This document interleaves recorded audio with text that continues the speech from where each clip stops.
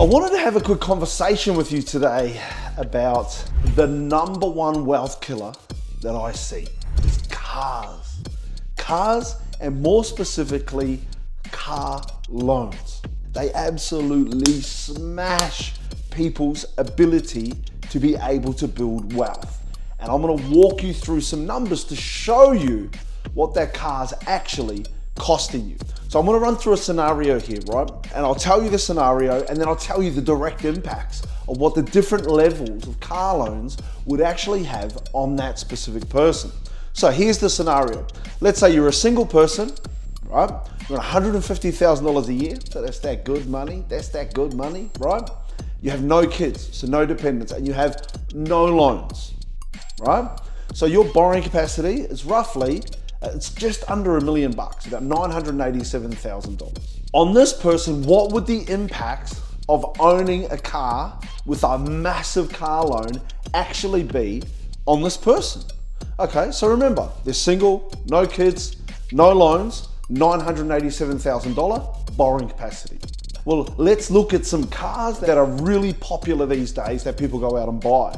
So top of the list, the sexy cars out there right now that I'm seeing explode absolutely everywhere, highly popular, the Ford Ranger Raptors, right? Let's say it's a 2024 model and you spend 100 G's, like you all in, baby, right? It's top of the range model. You've got a $100,000 car loan on that vehicle. Your borrowing capacity drops. It drops from $987,000 to $727,000. So that is a drop, a fall of $260,000 reduction in your borrowing capacity because you have that vehicle, right? Why? Because your repayment's $1,950 a month. Bam! That's crazy, right? So that's the first example. You've got a $100,000 car loan, very, very popular vehicle at the moment, Ford Ranger Raptor. And it's a 2024 model with a $100,000 loan costing you $1,950 a month. Your borrowing capacity is going to drop by $260,000. Let's look at the next example, right? Let's say you've got a Range Rover Sport, right? Really popular cars at the moment, 2020 model. And let's say you've got about a $70,000 car loan on your Range Rover Sport, right? Very popular cars. People like them. They're really nice, bit of a status symbol. And you can have that vehicle with a $70,000 car loan. Remember, your borrowing capacity would have been $987,000, but because you've got that $70,000 car loan, that borrowing capacity plummets. It falls to $831,000. That is a reduction of $156,000 on your borrowing capacity. Now, let's look at our third vehicle. It's far more affordable. It's a Subaru Forester. Let's say it's a 2020 model. And you've purchased that car and you've got a $20,000 car loan on that vehicle. What's that gonna cost you? So your borrowing capacity, if you had no car loans, would be $987,000. But because you have a $20,000 car loan, that's a $934,000 borrowing capacity. So that's what it's dropped down to, which is roughly $50,000 that your borrowing capacity has been reduced. But I wanna share with you, it's not just the reduction in your borrowing capacity that gets negatively impacted. You know what else gets impacted? Because what a lot of students will do is they'll move into a phase where they want to smash down their debts. And here's the thing. When you have a $100,000 or a $70,000 car loan, they're just too big to pay off quickly. If your car loan repayment is $1,950 a month, and trying to pay extra on that bad boy, that is just too hard to get done, guys.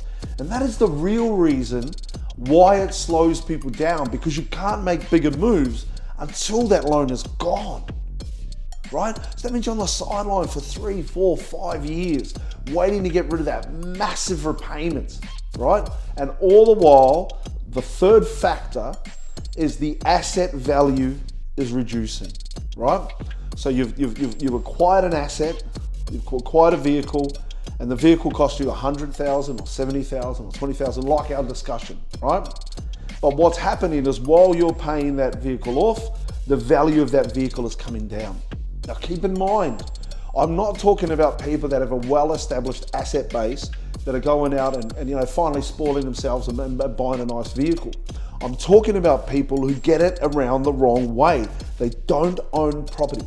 They get into a good income, and the first thing they do is they go and get a $100,000, $70,000 car loan, right? And it inhibits their progress. And why do they do that? Because it feels like progress, right? But it's false success, guys. Acquire the asset base first.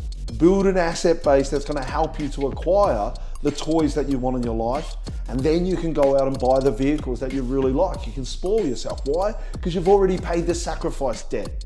But the problem I see, and why I say that cars are the '1 wealth killer, is because people buy vehicles before they buy assets. I meet people that have great incomes. They have great incomes. They have no assets and no savings.